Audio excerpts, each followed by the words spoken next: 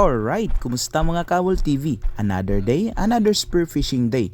Trip nga pala natin ngayon. Quick afternoon dive lang tayo. Kasama ko pa rin yung dive buddy kong si John Spen. Bagong spot, bagong adventure natin ngayon.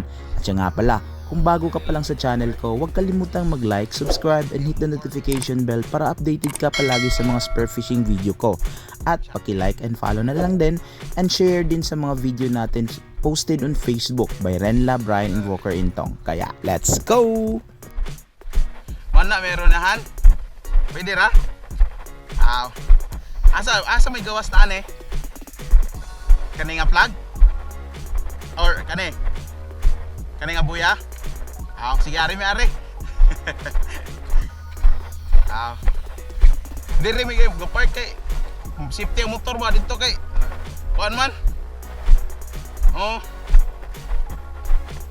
Lagi. Ari lang ari. Ari sa mi ari. Bago tayo mag-drop, linis muna ng ating mask. Siya nga pala, gamit kong panglinis is bakaw or mangrove seeds.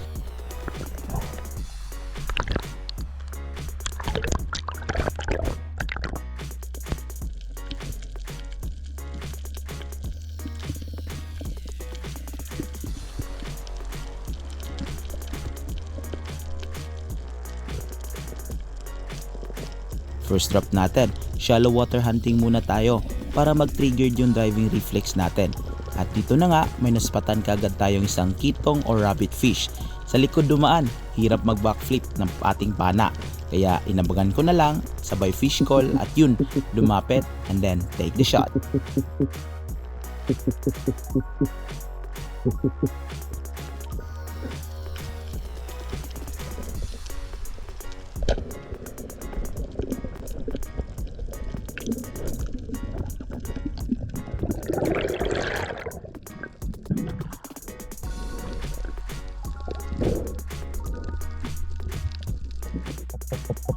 Second drop natin sa dive na to, medyo kampante na tayo sa malalim, kaya ambush strategy tayo, then sabay fish call.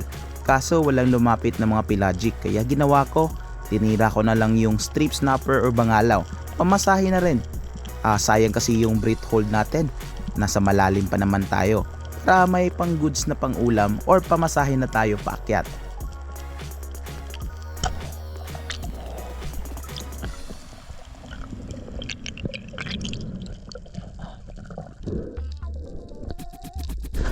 Third drop natin, ganun pa din. Pero this time, andito na tayo sa medyo malalim. May nakita kasi ako mga dalagang bukin or yellowtail fossiler or bilason kung tawag sa amin. Ganun pa rin yung strategy natin. Hanap lang ng magandang spot and then do some ambush. Safety tips, kung bago ka pa lang sa ganitong bisyo, ugaliin na may sama palaging dive buddy or mas manoy pa sa atin sa ganitong larangan or bisyo para maturuan ka sa mga basics. Laging tandaan, hindi lahat ng bagay minamadali. Yung pagiging pro, kailangan talaga ng sipag at tiyaga at konting practice. Kaya yan, kaya let's go! Fourth dive na natin. This time, medyo malalim na tayo. Same pa rin yung target na isda natin, mga bilason or yellowtail fossiler.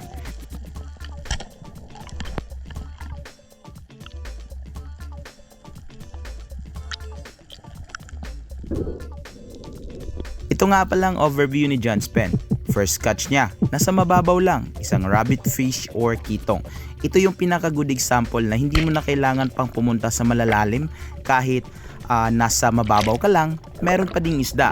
Kaya ito yung pinaka best example talaga, shallow water hunting. Second drop ni John Spen, isang surgeon fish. Alam mo ba kung bakit tinatawag na surgeon fish ang ganitong isda? Dahil kasi yan sa mga buntot nila. Sa caudal fin nila may dalawang blade na hugis scalpel. Or kasing tulad ng scalpel na ginagamit ng mga surgeon. Kaya surgeon fish. Third drop na to ni John Spen. Shallow water hunting pa rin. Target fish niya, isang tossed fish. Hindi to parrot fish ha. Ang pagkakaiba nila is yung hugis ng kanilang ngipin. Yung toss is parang pangil or pangil talaga na parang vampire. At yung mulmul naman or parrot fish is like beak na kagaya ng parrot na ibon.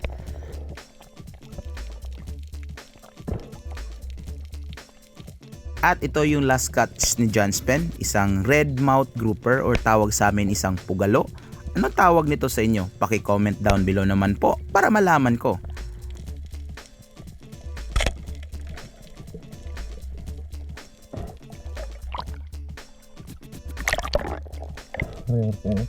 And this is my last dive dito. Sobra yung aksyon. Biggest catch ko nga pala to gamit yung 1 band natin. Yung 110 cm na Spurgeon ko, tapos yung shafting niya is 3mm lang. Check natin yung clip and then let's go!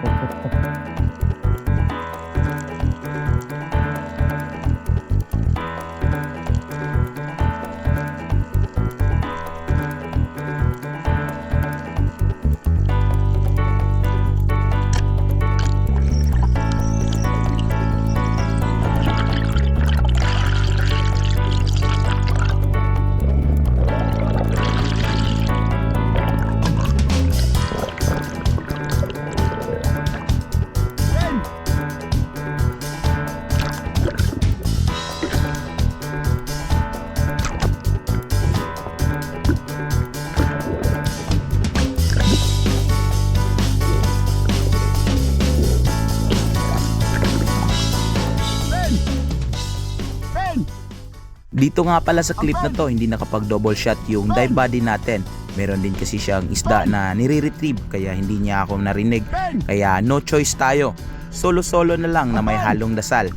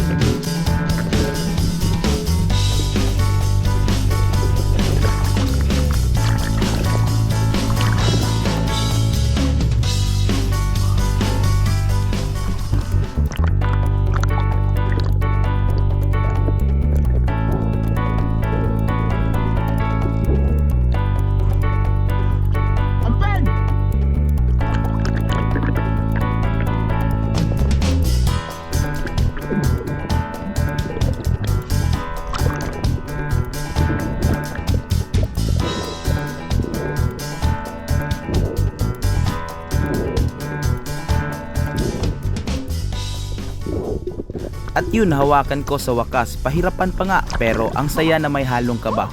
13 kg nga pala to in scale. Isang king mackerel or tangigi. Kaya thank you Lord for the blessings. Alright, nice ko munang magpasalamat sa mga solid supporters natin dyan. Shoutout nga pala tayo kay Fredwin Cabase from Southern Leyte. Kay Ratsada Spiro, shoutout sa iyo dyan Master. Kay Durol Hunters Adventure, shoutout sa iyo dyan Master. Kay Eliezer Gandalon Planga Jr. from Bourbon, Cebu. Kay Shane Dave Pasco Padayhag from Sikihor, shoutout sa iyo dyan. Kay Glenn Olaso from Bohol at kay Justin Colbar. Salamat sa solid na suporta mga master, mga idol, kasi kung wala kayo, wala din ako dito. Salamat talaga ng sobra. Thanks and be safe. God bless. Alright!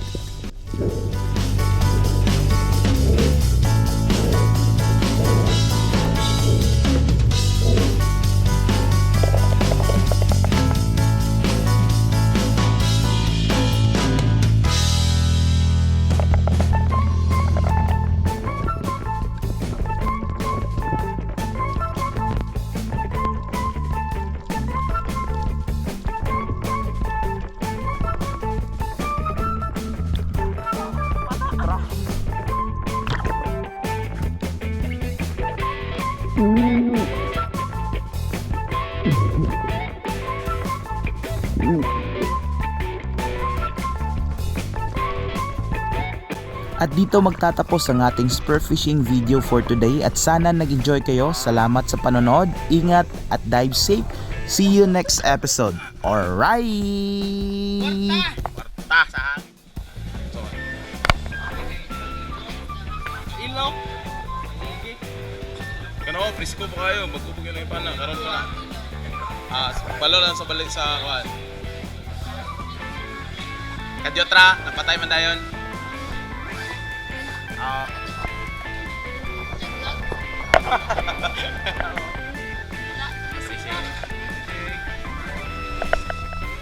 Kwarta sa landog. Thank you, thank you. Salamat Isda, balit lisdag manok. Ano boss? Ilis isda. Ano ka mo? Dua. Oh, okay, baligyan na. Wala isda.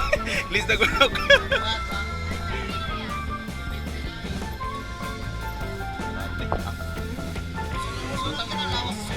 Sunod. Sunod. Sige, sige. Sige, sige, salamat. Manok.